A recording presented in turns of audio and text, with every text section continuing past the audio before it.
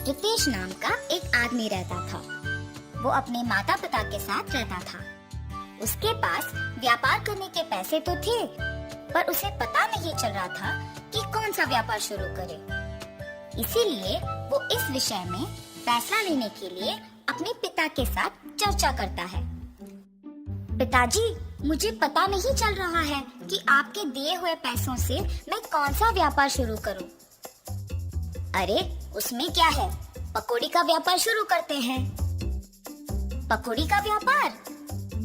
हाँ बेटा, हमारे गांव में जलेबियों का, समोसे का, अचार का, पापड़ का ऐसे बहुत व्यापार है। तो तुम्हें कुछ अलग व्यापार करना होगा।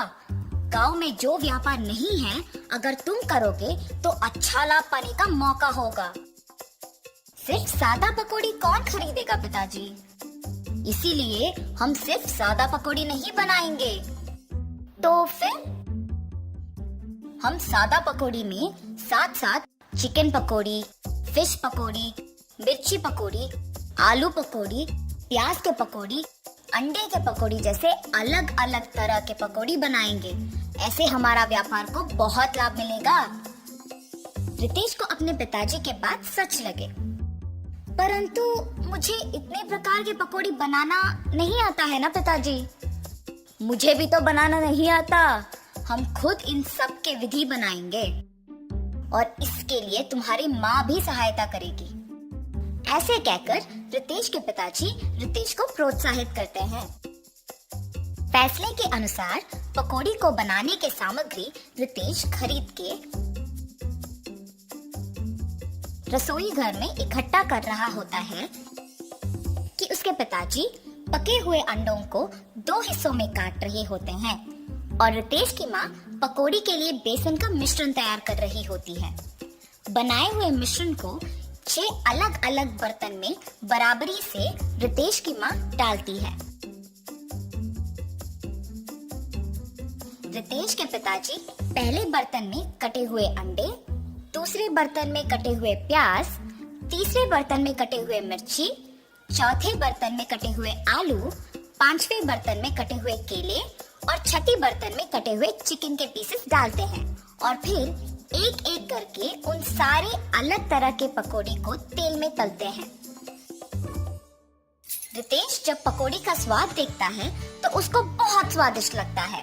फिर वो अपने पिताजी के बातों को सच मानकर पकौड़ी के व्यापार को दृढ़ निश्चय से शुरू करता है। ऐसे शुरू हुआ था रितेश की जीत की कहानी। 15 साल बाद वही पकौड़ी का व्यापार रितेश को सिर्फ अमीर ही नहीं बल्कि बहुत घमंड और कठोर बना देता है। दूसरी ओर रितेश के पिताजी को बहुत दिनों से ठीक से दिखाई नहीं दे रहा था और सुनाई भी नहीं दे रहा था। इसीलिए वो रितेश को चिकित्सा करवाने के लिए पूछने की प्रयत्न करते हैं, पर रितेश कभी उनको समय ही नहीं देता था। इसीलिए रितेश के पिताजी खुद अस्पताल जाने का निश्चय करते हैं, पर उनके पास पैसे ना होने के कारण रितेश की दुकान को निकल पड़ते हैं। अरे रितेश बेटा, कुछ दिनों से न कुछ ठीक से दिखाई दे रहा है, न कुछ सुनाई दे रहा है। चिकित्सा के लिए 3000 रुपयों की जरूरत है। थोड़ा मदद करो ना बेटा। क्या 3000 रुपए? उतने पैसे तो मेरे पास नहीं है। पर बेटा, कल ही तो तुमने बहू को बताया था कि हर रोज तुम्हें 30,000 मिलते हैं। आप पहले यहाँ से चलिए, कह रहा हूँ ना पैसे नहीं है। और घर चले जाते हैं। घर पहुँचने के बाद चिकित्सा के पैसे मांगने रितेश के पास गया था, पर उसने ये कहकर भेज दिया कि उसके पास पैसे नहीं है। क्या 3000 के लिए उसने ऐसा कह दिया? व्यापार तो अच्छा चल रहा है ना। शायद उसको हमारा यहाँ रहना पसंद नहीं। बहू ने भी खाना सिर्फ उन दोनों के लिए बनाया है। मैंने हम दोनों के लिए खाना बनाया है। तो फिर यही है, हमारा यहाँ रहना वो दोनों चाहते ही नहीं है। चलो इसी रात को यहाँ से निकलते हैं। ऐसे फैसला करके दोनों उसी रात गांव से निकल जाते हैं। माता पिता के लापता होने पर भी रितेश को चिंता नहीं हुई। अगर किसी ने पूछा तो कहता था कि तीर्थ यात्रा पे गए हैं। रितेश को पकौड़ी के व्यापार में लाभ ही लाभ आ रहा था। वो उसके दुकान में 10 और सहायक को काम पे लगा के उनको सारे पकौड़ी के विधि सिखा के काम करवाता था। इसके अनुसार उसने पकौड़ी के दाम भी बढ़ा दिया था। मिर्ची पकौड़े 5 रुपए के 10 पीस, प्याज के पकौड़े 8 रुपए के 10 पीस, आलू के पकौड़े 10 रुपए के 10 पीस, अंडे के पकौड़े 15 रुपए के 10 पीस, चिकन के पकौड़े 20 रुपए के 10 पीस और मछली के पकौड़े 25 रुपए के 10 पीस।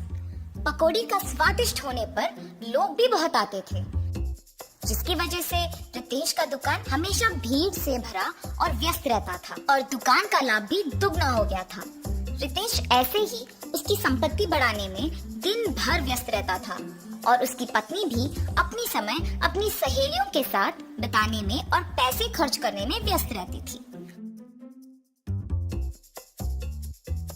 और उनके बच्चों के साथ भी ज्यादा वक्त नहीं बिताती थी। बच्चों के देखभाल के लिए एक ताई को रख के वो चली जाती थी। रितेश व्यापार और संपत्ति के मोह में पड़कर दोस्तों के साथ वक्त गुजारता था और उसकी पत्नी उसके सहेलियों के साथ वक्त गुजारती थी। इस वजह से उनके बच्चे बहुत लापरवाही से पले पड़े। रितेश अपने बच्चों को अनुशासन से नहीं बड़ा कर पाया और अपने बीवी को उसके शौक से दूर नहीं रख पाया।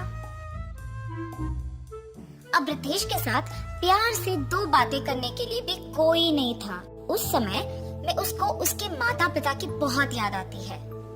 मैं कितना मूर्ख हूँ, प्यार से देखभाल करने वाली माँ और जिस व्यापार को इतने जिम्मेदारी से देखभाल कर रहा हूँ, उसका मार्गदर्शन करने वाले पिताजी को मैंने अनादर किया है। न जाने वो कहाँ हैं, क्या कर रहे होंगे। मैं तुरंत उनको ढूंढ के घर वापस लेके आता हूँ। रितेश अपने माता पिता को ढूंढने अपने कार में निकल जाता है। गांव में ढूंढते ढूंढते उसको अपने माता पिता गंदे फटे हुए कपड़ों में नजर आते हैं। ये देख रितेश भाग के उनके पास जाता है और कहता है, आप ऐसे कैसे? ये सब मेरा ही गलती है पिताजी, मुझे माफ कीजिए और कृपया मेरे साथ घर चलिए माँ। रितेश को अपने गलती का एहसास होता है और वो अपने माता पिता के साथ घर वापस आता है। अपनी पत्नी को बोलता है कि आज से जो भी होगा माँ के अनुसार होगा और व्यापार का सारा संपत्ति अपने पिताजी के हाथ कर देता है। रितेश सिर्फ सहायकों का और पकौड़ी के विधि का देखभाल करता है और उसकी पत्नी बच्चों का देखभाल और पढ़ाई का ध्यान रखती है। सुख संपत्ति और परिवार का प्यार पाके सब सदा खुश रहते हैं।